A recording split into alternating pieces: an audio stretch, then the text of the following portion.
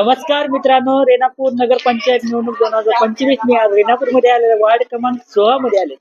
अंजलीताई दिलीप चव्हाण हे आपले 16 क्रमांकचे उमेदवार आहेत.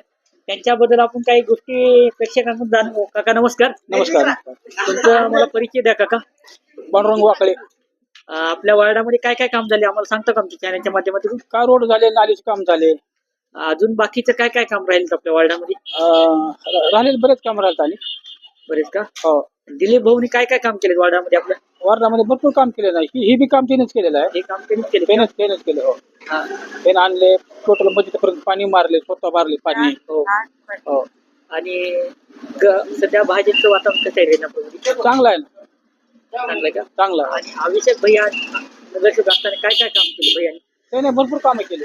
भरपूर केले. हो, चांगले केले. हो. तुम्हाला काय वाटते रेणापूर बद्दल? डबल ही सरकार येऊ. भारतीय जनता पार्टी हा.